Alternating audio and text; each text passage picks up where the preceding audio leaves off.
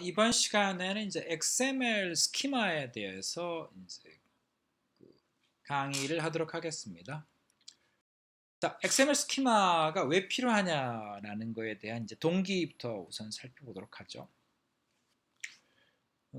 이전 이제 XML 강의에서 계속 나왔지만 이제 이 엘리멘트 네임에 대한 부분이 이제 엘리멘트가 추가됨으로 태그가 추가됨으로 해서 다큐멘트 내에 있는 텍스트 데이터들의 의미 해석이 훨씬 더 이제 구체화되고 자동화될 수 있는 길이 열렸지만 문제는 그 태그의 의미, 태그의 사용 방법에 대한 모호성이 계속 존재하는 거죠. 사용자마다 자기 마음대로 태그를 막 사용하기 시작하면 이제 해석이 점점 어려워지는 거죠. 그래서 태그에 대해서 의미를 다시 정의하는 필요성이 등장을 한 겁니다. 그러니까 즉 유저들이 마음대로 태그를 크리에이트하고 사용했는데 그 크리에이션에 대한 룰과 법칙 그리고 거기에 대해서 태그를 어떤 의미가 갖는지를 설명하는 게 필요해진 거가 이제 시작입니다. 자, 살펴보면 XML의 사용은 이런 구조로 되어 있죠. 크리에이터가 이제 자기의 의미에 맞춰서 이제 그 메시지 내지는 텍스트 데이터에다 태그를 막 달죠. 그래가지고 이제 어떤 유저한테 이제 보내게 되는 거죠. 그러면 이제 그 유저는 그거를 받아서 파싱을 해가지고 컨텐츠를 이제 뽑아내는 거죠. 이랬을 때 이메일이라고 하는 그 태그가 사용됐다고 가정을 하면요. 그러면 이제 이메일이라는 태그에 의해서 이 메시지가 이제 이메일 메시지 설명이 되는데 이거를 유저가 이제 정확히 사용법을 알아야 되는 거죠. 그리고 만약에 그거를 이 파싱하는 소프트웨어를 만든다고 하면 이건 보다 아주 구체적이고 체계적으로 정의가 되어 있어야 되는 거죠.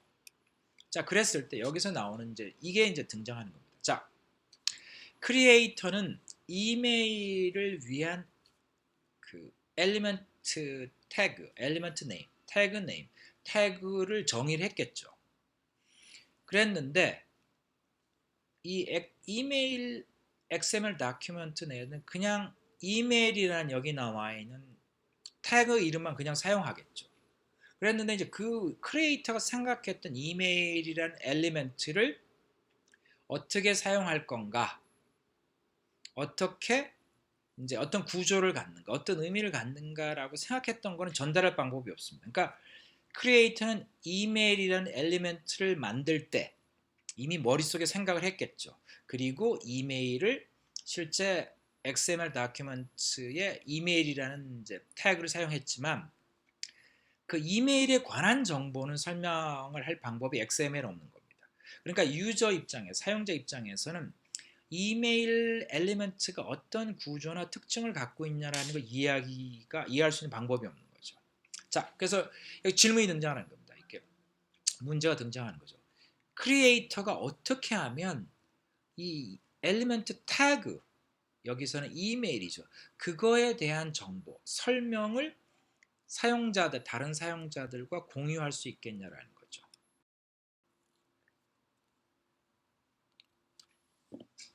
자, 이메일 메시지를 한번 이제 예를 들어보도록 하죠.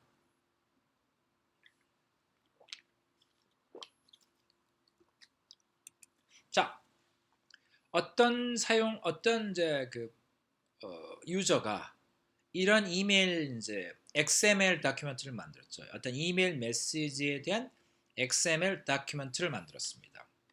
자, 상당히 친절하게 잘 돼 있죠. 그러니까 일단 그 이메일이라는 엘리멘트 태그가 있기 때문에 이제 맨 끝에 이게 이 다큐멘트는 이메일 다큐멘트구나, 이메일 메시지구나 알 수 있죠. 그 다음에 들어가 보니까 서브 엘리멘트로 헤드가 있죠. 그 다음에는 바디도 있죠. 그러니까 위쪽에 있는 거는 그 수신인, 송신인, 이제 주제, 제목 이런 정보고 아래 것이 진짜 메시지군. 이걸 알 수 있는 거죠. 이걸 보게 되면 자, 그래서 보시게 되면 여기처럼 엘리멘트가 이메일, head, from, to, subject, body로 되어 있죠. 자, 그랬을 때 대충 이제 짐작은 가능하죠. 근데 이제 구체적으로 이런 게 되는 거죠. 이걸 소프트웨어를 가지고 파싱을 한다, 분석을 한다고 하게 되면 여기 질문이 등장하는 거죠. 헤드 밑에 만약에 실수로 body가 들어갔다. 서브 엘리먼트로. 그러니까 즉 body가 이메일이라는 엘리먼트 태그 밑에 붙어 있는 것이 아니고 헤드 밑으로 잘못 들어갔다라는 거죠. 실수에 의해서.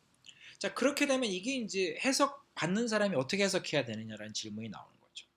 근데 그렇게 되면 다시 바꿔 질문이 뭐냐면 헤드라는 엘리먼트 밑에 어떤 서브 엘리먼트가 올 수 있겠냐 이런 질문들이 등장하는 거죠. 그다음에 더 나아가서 이메일이라고 하는 엘리먼트 내에 어떤 서브 엘리먼트가 들어올 수 있냐라는 질문들이 나오는 거지. 하나의 문법적 구조가 등장하는 거나 아니면 그 스트럭처에 대한 어떤 그 제한 조건들이 나오는 거죠.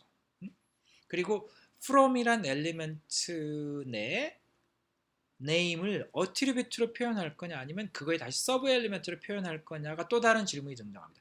이런 질문들은 이제 파싱을 할 때 소프트웨어 프로그램이 이걸 분석을 할 때 심각한 문제를 이야기합니다. 그러니까 name이 서브 엘리먼트로 들어갈 거냐 attribute로 들어갈 거냐라는 거 파싱 자체를 다르게 해버리는 거죠. 자, 이게 이제 자, 그랬을 때 여기서 필요한 건 뭐냐면 이메일 이 엘리먼트 태그를 이제 크리에이트한 유저는 이걸 파싱해서 사용하는 저쪽 이제 그걸 파싱 프로그램 만들거나 그걸 사용하는 사람들한테 이 이메일 엘리먼트의 구조 내지는 신텍스 내지는 스트럭처 이 정보를 줘야만이 파싱이 된다는 거죠. 그래서 여기서 XML 스키마가 등장하는 것은 뭐냐면 이 문제를 해결하겠다는 겁니다. 그래서 XML 스키마라는 것의 의미나 역할은 뭐냐면 앞에서 얘기했던 이 엘리멘트나 태그 그리고 그것들의 구조를 정의할 수 있는 설명이 되는 거죠. 그러니까 그 정의할 수 있는 이제 언어를 만든 겁니다. 자, 여기 굉장히 중요한 건 XML 스키마는 이게 XML처럼 보이지만 XML과 완전히 독립적일 수 있는 하나의 새로운 랭귀지인 거죠. 근데 XML 스키마의 이제 독특한 점이라는 건 뭐냐면 XML의 신텍스를 사용한 겁니다.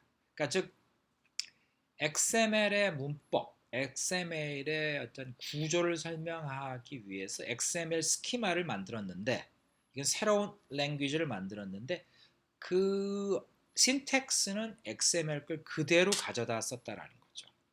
자, 오른편에 나와 있는 이것들이 이제 엘리멘트 네임이죠. 그리고 이게 이제 attribute 네임입니다. 이게 XML인 거죠. 이거는 유저가 이제 자기 마음대로 크리에이트 할 수 있는 거죠. 자, XML 스키마라는 건 뭐냐면 어떤 다큐멘트를 만드는 거죠. 이게 저 데피니션 사전과 같은 걸 만드는 겁니다. 그리고 이 안에 내용이 뭐냐면 여기 나와 있는 오른편에 나와 있는 이 엘리멘트들 그러니까 엘리멘트 네임들이죠. 그 다음에 attribute 네임들을 define 한다라는 거죠. 예를 들자면 이메일이다 엘리멘트다 그러면 이메일 엘리멘트 안에는 헤드 서브 엘리멘트, 바디 서브 엘리멘트가 있어야 된다라는 것을 요 definition, XML 스키마에서 정의를 한다라는 얘기입니다. 그걸 어떻게 할 거냐라는 얘기인 거죠. 그래서 구체적으로 이제 XML 스키마 랭귀지를 살펴보게 되면요. 자, XML에서는 엘리먼트 네임은 임의로 아무거나 사용될 수가 있었죠. 근데 XML 스키마 랭귀지에서는 시스템에서 정의되는 태그들이 존재합니다. 그래서 그 대표적으로 가장 중요한 이제 그 predefined 이건 predefined 이건 유저가 define 하는 것이 아니고 이 XML 스키마를 이제 개발했던 만들었던 사람들이 시스템 키워드로서 정의를 해버린 겁니다. 근데 XML 신텍스를 사용하다 보니까 이게 엘리먼트 네임이 됐죠. 자, 그래서 이 세 개가 이제 시스템에서 정의되어지는 이제 엘리먼트들입니다. 이게 XML 스키마를 위해서 굉장히 창의적이진 않습니다. 굉장히 보링하게 되어 있는데 엘리먼트라고 하는 엘리먼트가 XML 스키마에서는 정의되어집니다. 이거는 시스템에 정의되어지는 거고 XML 스키마에서는 사용자 사용하면 안 되는 겁니다. 그 다음에 attribute라는 엘리먼트가 있죠. 그리고 complex type이라는 엘리먼트 네임이 있습니다. 이건 XML 스키마인 겁니다. 이거는 시스템에서 정의하는 거죠. 이걸 써서 유저가 사용하고자 하는 엘리멘트나 어트리뷰트들을 정의하는 겁니다. 그러면 이제 구체적으로 그 XML 스키마에서 정의되어져 있는 predefined 된 그 엘리멘트 태그들을 어떻게 사용하는지에 대해서 한번 살펴보도록 하겠습니다. 자, 가정을 하나 하겠습니다. XML 다큐멘트가 있고 그 XML 다큐멘트의 내용이 뭐냐면 이메일 메시지입니다. 그러면 그 이메일 메시지를 이제 태그들로 다 달아서 그 각각의 내용들의 어떤 의미나 역할을 이제 구분하게 되면 이제 이런 식으로 표현될 수 있습니다. 우선은 상위에 이제 이메일이라는 이제 엘리먼트 네임 태그가 있는 거죠. 그러면 이 안에 있는 것들은 그 이메일 메시지, 이메일 정보가 되는 거죠. 그리고 그 내부에는 그 헤드 그리고 body라는 이제 서브 엘리먼트가 이제 들어가 있습니다. 그러니까 두 개의 서브 엘리먼트가 있는 거죠. 그리고 헤드 내에는 다시 from to subject라는 이제 서브 엘리먼트가 이제 이렇게 들어가 있는 거죠. 자, 그랬을 때, 자, 이 XML의 다큐멘트를 보게 되면 이 구조가 보이죠. 아, 대충 어떻게 되는구나. 그러니까 이메일 엘리먼트는 그 서브 엘리먼트로 두 개를 갖고 있다. 헤드, 바디. 그 다음에 헤드 엘리먼트는 그 안에 from to subject라는 세 개의 서브 엘리먼트가 있다. 뭐 이런 것이 되는 거죠. 자, 이거는 이제 눈으로 보면 대충 알 수 있고 요거를 이제 만든 이제 이 XML 다큐멘트를 만든 이제 사용자도 알고는 있죠. 그렇지만 이게 기계에게 주어지게 되면 소프트웨어 프로그램에 주어지게 되면 이게 정확하게 문법 구조를 알 수는 없죠. 이게 인간이 이제 지능을 가지고 보면 이제 해석이 가능한 거지만 어디엔가 이 문법, 이 구조, 이 규칙이 적혀 있는 건 아니죠. 자, 이게 사실은 이제 XML의 한계입니다. 그러니까 태그들을 사용해서 다양한 구조, 다양한 의미를 표현할 수 있지만 정확하게 그것이 정해진 규칙이라고 정의할 방법이 없다라는 거죠. 자, 그래서 여기서 해야 될 것은 이메일이라고 하는 이 엘리멘트가 어떤 문법을 갖느냐, 어떤 구조를 갖느냐라는 걸 정의해야 되는 거죠. 그것의 용도가 바로 XML 스키마라는 거죠. 그래서 예를 들면 이렇게 됩니다. 그러니까 XML 스키마를 보게 되면 여기 이제 노란색 그 박스에 있는 것처럼 이런 식의 정의가 나오게 됩니다. 그러니까 즉 엘리멘트라고 하는 엘리멘트 네임이 있죠. 그러니까 이 말이 자꾸 엘리멘트 반복되니까 뭐 흉하기도 하고 헷갈리기도 하는데 여기서 노란 박스 내에 있는 엘리멘트는 XML 스키마에 존재하는 predefined 된 태그입니다. 그리고 얘의 목적은 뭐냐면 이 어트리뷰트로 주어지는 이제 그 네임이 있죠.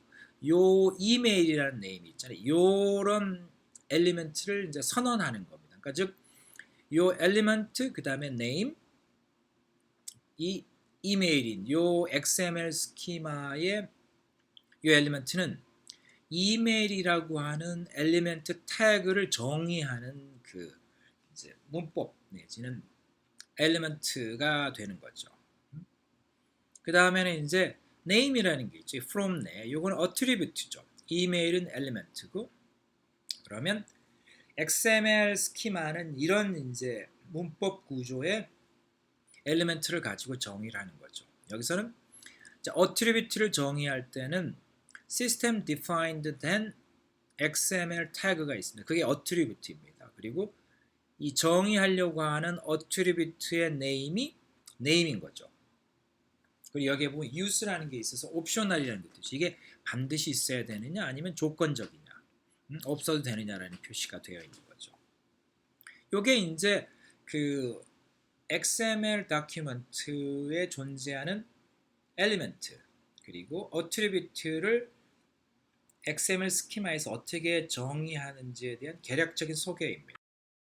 자, 그런데 여기서 이제 더 나아가서는 뭐냐면 진짜 중요한 것은 방금 전에 나와 있는 그 XML 스키마의 명령어는 이메일이 엘리멘트다, 네임이 어트리뷰트다라는 것을 선언은 했지만 이것이 안에 어떤 구조를 갖고 있는지는 설명을 하지 못하는 거죠. 그래서 여기서 중요한 것은 즉 이 안에 이메일 안에 있는 이 서브 엘리멘트들이 어떤 구조를 갖고 있는지를 설명하는 게 필요한 거죠. 이것을 위해서 XML 스키마에서 제공하는 명령어 내지는 predefined 된 시스템 태그가 complex type입니다. 그래서 여기서 나와 있는 것처럼 complex type은 뭐냐면 프로그래밍 언어에서 무슨 구조체, C에 나오는 구조체 내지는 자바에서 클래스 정의하듯이 그 내부 구조를 정의하는 거죠. 그래서 이것은 뭐냐면 이메일 타입이라고 하는 구조체 타입을 정의하는 겁니다. 그래서 어떻게 되냐면 이메일 타입이라고 하는 이제 타입의 데이터의 구조는 그 시퀀스라고 하는 거 뒤에 설명합니다. 이건 뭐냐면 여러 개의 엘리먼트가 순서대로 나열되어 있는 그 자료 구조인 거죠. 그래서 그 안에 보면 헤드라고 하는 이름의 엘리먼트가 존재해야 된다라는 거죠. 그리고 헤드라고 하는 이 엘리먼트의 내부의 자료의 구조의 형태는 헤드 타입에 정의되어져 있다는 겁니다. 그리고 두 번째 엘리먼트는 body라고 이름 붙여진 엘리먼트가 존재해야 된다는 거죠. 그리고 이 body라는 엘리먼트 내부 구조는 body 타입이라고 하는데 정의되어져 있다는 거죠. 그래서 이메일이라고 하는 엘리먼트의 내부 구조는 여기 나와 있는 이메일 타입에 의해서 정의되어지는 거죠. 그리고 이 안에 보면 헤드 타입, 바디 타입이 있는데 헤드 타입은 어딘가에 또 다른 컴플렉스 타입이 있는 거죠. 그리고 그 컴플렉스 타입에서 뭐냐면 헤드 타입을 정의할 거고 어딘가에는 컴플렉스 타입을 사용해서 바디 타입이 정의되어져 있는 겁니다. 자, 그랬을 때 여기에서 어떤 식으로 사용되냐면 바로 여기 나와 있는 것처럼 이메일이라고 하는 엘리멘트를 소개하죠. 엘리멘트 태그를. 그랬을 때 이 이메일이라고 하는 엘리멘트 태그는 내지는 엘리멘트는 내부 구조가 이메일 타입이라고 하는 타입으로 되어 있다라는 거죠. 그래서 그럼 이메일 타입이 뭐냐? 그러면 어딘가에는 컴플렉스 타입이라는 명령어에 의해서 이메일 타입이 이렇게 정의되어져 있다라는 겁니다. 자, 그러면 이제 좀 더 구체적으로 이제 각각의 명령어들을 이제 살펴보도록 하겠습니다. 그래서 처음으로 이제 나오는 것은 엘리멘트죠. 이거는 이제 아까 얘기했던 것처럼 XML 스키마에서 제공되는 이 predefined 된 엘리멘트죠. 이거는 시스템에서 정의하는 겁니다. 그래서 사용법을 보게 되면 자, 이런 식으로 이제 됩니다. 그래서 엘리멘트라는 이제 키워드는 사용되는 거, 그거의 어트리뷰트로서 새롭게 정의하고자 하는 엘리먼트 네임, 태그 네임이 이렇게 주어지는 거죠. 그리고 이런 식으로도 할 수 있습니다. 다른 헤드라고 하는 엘리먼트 네임도 이렇게 이제 정의할 수 있죠. 여기에는 이제 어트리뷰트로서 엘리먼트 어트리뷰트가 있습니다. 여기에 대해서 이게 몇 번 발생할 수 있는가에 대한 정의도 있을 수 있죠. 이건 min, max가 1, 1이니까 딱 한 번 있어야 되는 거죠. 그리고 반드시 있어야 되는 경우죠. 그리고 이제 to라고 하는 이름의 엘리멘트를 이렇게 정의하는 거죠. 이거는 to는 미니멈 하나는 있어야 되고 더 많이 여러 개 있을 수도 있는 거죠. 자, 그러면 여기서 얘기되어져 있는 것처럼 이메일이라고 하는 태그가 XML 다큐멘트에서 사용이 되는 거죠. 그랬을 때 방금 전에 나와 있는 이런 엘리먼트와 같은 태그들을 사용해서 XML 스키마에서 XML 다큐멘트에서 사용되는 태그, 엘리먼트를 정의해 주는 거죠. 그러면 XML 다큐멘트에서는 그걸 가져다 사용하는 겁니다. 그래서 자, 여기 보시면 알겠지만 엘리먼트라는 게 이제 두 군데 나타나는 겁니다. 그래서 XML에서는 사용자들이 정의한 엘리먼트 네임들이 사용되는 거고, 굉장히 중요한 겁니다.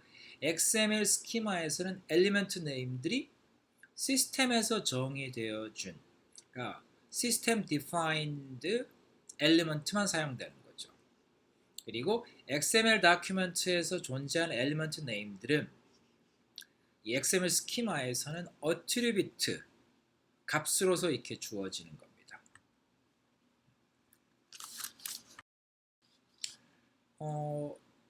엘리먼트하고 유사하게 어트리뷰트들도 XML 스키마에서 이제 정의되어질 수 있습니다. 이런 식으로 정의되죠. 우선 XML 스키마에서는 유저들이 정의하는 엘리먼트 네임이 나타나지는 않습니다. 시스템에서 정의된 엘리먼트만 나타나죠. 이거는 어트리뷰트는 시스템이 정의한 이제 태그 네임, 엘리먼트 네임이죠. 얘의 역할은 name이라는 어트리뷰트에 의해서 값으로 주어진 그 이름의 어트리뷰트를 선언하는 거죠. 정의하는 거죠. 이 어트리뷰트는 옵셔널한 어트리뷰트죠. 어드레스도 마찬가지로 이렇게 정의될 수 있습니다. 어드레스도 여기선 어트리뷰트죠. 그리고 이거는 이제 반드시 있어야 되는, 요구되는 거네요. 그 다음에 id라고 하는 이름의 어트리뷰트 이렇게 정의되어집니다. 그리고 이 id의 타입이 id로 정의가 됐네요. 그리고 이 id도 반드시 필요하다라는 거죠. 그리고 이제 또 다른 어트리뷰트가 이제 speaks를 이제 이런 식으로 선언하는 거고, 얘는 타입이 language가 되는 거네요. 그리고 이거는 default로서 되는 거고, 그 value는 English라고 되는 거예요. 자, 그리고 이제 그 여기서 설명되는 마지막 시스템 디파인드 된 그 엘리먼트 네임 XML 스키마에서가 컴플렉스 타입입니다. 앞에서 간단히 소개했던 거죠. 컴플렉스 타입은 어떤 특정 엘리먼트의 내부 구조, 타입을 선언하는 거죠. 우선 XML에서는, 그리고 XML 스키마에서는 빌트인 타입들이 있습니다. 이거는 이제 numerical data type, integer, short 뭐 이런 게 나오죠. 그리고 string 타입이 있죠. string, id, c data 이런 등등이고. 그 다음에는 이제 date and time data 타입들이 있죠. time, month 뭐 이런 것들이 있죠. 그리고 나면 자, 이런 것들을 사용을 해서 유저가 정의할 수 있는 데이터 타입을 만들어내는 거죠. 유저가 정의하는 데이터 타입 중에는 크게 이제 심플 데이터 타입이 있고, 이거는 여러 개의 엘리먼트가 내부에 포함될 수는 없습니다. 그냥 위에 나와 있는 빌트인 타입을 약간 리스트릭션을 가하거나 뭐 이런 정도만 할 수 있는 거죠. 그 다음에 이제 컴플렉스 데이터 타입이라고 하는 것은 여러 개 엘리먼트, 여러 개 어트리뷰트를 사용해서 만드는 거가 됩니다. 그래서 여기서 이제 주로 살펴보건 컴플렉스 데이터 타입이 이제 되는 거겠죠. 컴플렉스 데이터 타입의 경우는 자, 이미 정의되어져 있는 데이터 타입 내지는 어트리뷰트 뭐 이런 것들을 사용해서 실제 이제 새로운 이제 그 복합 데이터 타입, 자료 구조 이런 것들을 이제 정의하게 되는 거죠. 그랬을 때 여러 개를 합쳐야 되는데 여러 개를 모을 때 사용하는 게 이제 세 개의 그 시스템에서 제공하는 그 predefined 된 엘리먼트가 있죠. 첫 번째 시퀀스.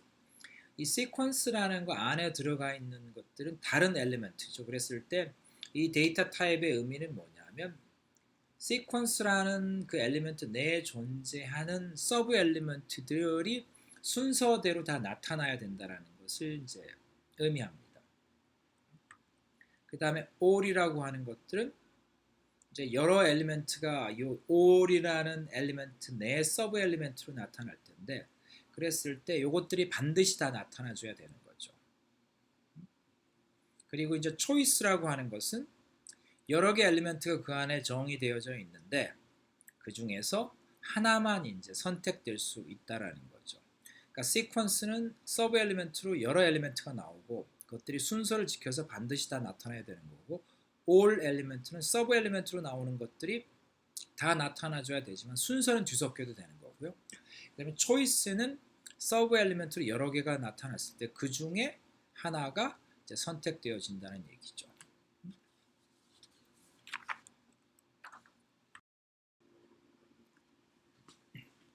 컴플렉스 데이터 타입의 예를 하나 살펴보도록 하죠.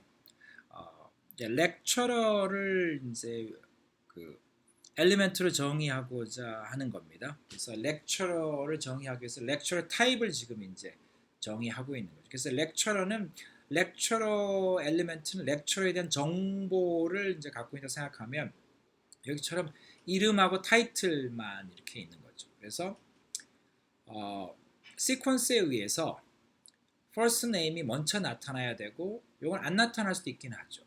그리고 두 번째는 이제 last name이 이렇게 이제 나타나야 되는 거죠. 엘리먼트 두 개가. 그리고 attribute로서 타이틀이 이렇게 있는 거죠. 그리고 이건 옵셔널한 거죠. 그러니까 이런 구조를 렉처러가 갖겠죠. 그래서 그러한 렉처러의 내부 구조를 정의하기 위해서 이런 식으로 타입이 이제 정의가 되어진 겁니다. 컴플렉스 타입의 경우에 있어서는 그냥 이런 식으로 일일이 다 이제 그 내부 구조를 설명하기도 하지만 이미 기존에 있는 데이터 타입이나 어트리뷰트를 확장시켜서도 정의할 수 있습니다. 예를 들자면 방금 전에 이제 렉처러 타입을 정의했었는데 요거를 이제 그 확장한다고 가정해 보면, 그래서 extended lecturer type이다라는 것을 이제 정의한다고 하면 여기 보시게 되면 베이스에다가 lecturer 타입을 하고 여기에는 시스템에서 정의되어진 extend 엘리멘트를 사용하는 거죠. 이건 extension은 이제 시스템 defined 된 엘리멘트 네임입니다. 그리고 그 안에다가 이제 이메일이라고 하는 엘리멘트를 이제 추가한 거죠. 그리고 rank라고 하는 이름의 어트리뷰트 추가한 거가 됩니다. 그러니까 즉 extension이라고는 엘리멘트 내에 서브 엘리멘트로 이제 이런 정의들이 추가가 되는 거죠. 그렇게 되면 이제 요것들이 이 lecturer 타입에 이미 존재하는 엘리멘트하고 어트리뷰트에다가 추가가 된다는 거죠. 그러면 결과적으로 되면 이런 식이 된다는 얘기죠. 그러니까 extended lecturer 타입의 결과의 구조를 보게 되면 lecturer 타입에 있는 first name, last name 그리고 타이틀에 추가해서 이메일이란 엘리멘트가 추가가 되고 rank라고 하는 어트리뷰트가 추가가 된다는 거죠. 그래서 컴플렉스 타입의 경우에서 이런 식으로 익스텐션도 하지만 리스트릭션도 할 수 있습니다. 여기처럼 자, restricted lecturer 타입을 한번 정의해 보면 이거는 베이스는 이제 익스텐션하고 동일하게 lecturer 타입으로 가정을 했고요. 이렇게 선언을 했고 system defined 된 element인 restriction을 갖다 사용하는 거죠. 그리고 나서는 이 first name이라고 하는 엘리멘트에 이걸 이런 식으로 이제 그 제약을 가하는 거죠. 거기서는 이제 minimum occurrence 발생 빈도수를 아마 0으로 아까 했었죠. 근데 이걸 이런 식으로 이제 최소 한 번, 최대 두 번만 나타난다라고 이렇게 상황 이제 어떤 조건을 제약을 건 거죠. 그리고 타이틀이라고 하는 어트리뷰트는 옵셔널 했었죠. 근데 그걸 이제 requirement로 이제 더 제약을 가하는 거죠. 이건 타입이 이제 제약이 돼 버린 거죠. 이런 식으로 익스텐션뿐만 아니라 리스트릭션도 된다라는 거죠. 그리고 이제 심플 데이터 타입을 설명하면 심플 데이터 타입, 빌트인 데이터 타입들이 이제 제약을 가하거나 뭐 이런 것들이죠. 그래서 day of month라고 하는 이제 그 심플 타입을 정의하면 베이스는 인티저죠. 근데 리스트릭션을 가해서 미니멈 value가 1이고 maximum value가 31인 걸로 이렇게 선언하는 거죠. 그러면 이제 day of month가 이렇게 선언되어지면 이제 다른 값이 들어오면 이제 에러가 날 수 있고, 그다음에 이건 day of week을 이제 스트링이라는 것을 베이스로 두고 제약을 가할 수도 있는 거죠. 그래서 day of week은 스트링인데 이 아래 나와 있는 이런 값들만 나올 수 있다는 거죠. enumeration에 의해서. 그리고 순서도 있죠. 이렇게. 자, 그래서 앞에서 선언되었던 이메일을 하게 되면 이런 식으로 이제 궁극적으로는 이제 선언이 되는 거예요. 그래서 이메일이란 네임을 갖는 엘리먼트를 선언한다. 이게 이제 XML 스키마의 기본 거죠. 그러니까 즉 이메일 엘리먼트를 이제 그 시스템 태그 네임이잖아요. 그걸 사용해서 그러니까 이메일을 어트리뷰트로 지정을 해서 그걸 만들겠다고. 그리고 그거 이메일이라는 엘리먼트의 내부 구조는 이메일 타입에 정의했다라고 이렇게 이제 선언하는 거죠. 그리고 나면 다른 곳에서 컴플렉스 타입에 의해서 이메일 타입이 이렇게 정의되어져 있는 거죠. 이런 식으로 정의되어져 있는 거죠.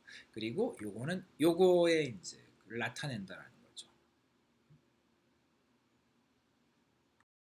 자, 동일하게 그 이메일 내 서브 엘리먼트로 헤드가 있죠. 헤드 타입도 이렇게 정의할 수 있죠. 그래서 헤드 타입은 우선 이제 세 개의 서브 엘리먼트가 있죠. 그래서 첫 번째가 from, 그 다음에 두 번째가 to, 세 번째가 여기 이제 cc 뭐 이렇게 하면 안 되죠. 이게 네 개로 여기 이제 이해가 되어 있죠. 그리고 마지막은 subject, 제목 뭐 이렇게 해서 정의를 할 수 있습니다. 그리고 이제 이런 그 어트리뷰트들도 이렇게 define 할 수 있죠. 그래서 name, address라고 하는 어트리뷰트들을 이제 컴플렉스 타입으로 이렇게 정의하는 거죠. 그래서 어트리뷰트가 name이라는 어트리뷰트도 있고 address라는 어트리뷰트도 있어서 이것이 하나의 name, address 어트리뷰트로 되는 거죠. 이런 거 안에서 사용할 수 있는 거죠. 자, 그렇게 되면 이제 최종적으로 이제 이런 그 이메일에 대한 XML 메시지가 주어지게 되면 이거를 이제 앞에 나와 있는 그런 XML 스키마가 있게 되면 이거를 그 스키마 정보에 근거해서 자동적으로 소프트웨어에 의해서 파싱, 분석을 할 수가 있는 거죠. 그리고 필요한 정보를 뽑아낼 수가 있습니다. 그래서 이런 구조가 되는 거죠. 그러니까 즉 XML 다큐멘트가 있죠. XML 다큐멘트는 실제 텍스트 데이터하고 태그가 들어있죠.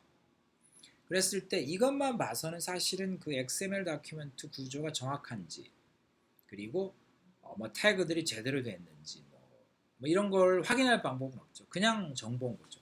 근데 만약에 여기 나와 있는 것처럼 이번 시간에 배웠던 XML 스키마 정보가 각각의 태그 내지는 엘리먼트의 구조나 데이터 타입에 대해 정의가 되어 있다면 그러면 그 정보를 이용해서 이 XML 다큐멘트가 밸리드한 거냐, 즉 문법에 맞는가 라는 걸 확인할 수도 있고 또 그 다음에 그 각각으로부터 필요한 정보를 뽑아내서 그러니까 결국은 이제 텍스트 데이터들을 뽑아내는 거죠. 그러니까 뽑아내는 것을 이제 할 수가 있습니다.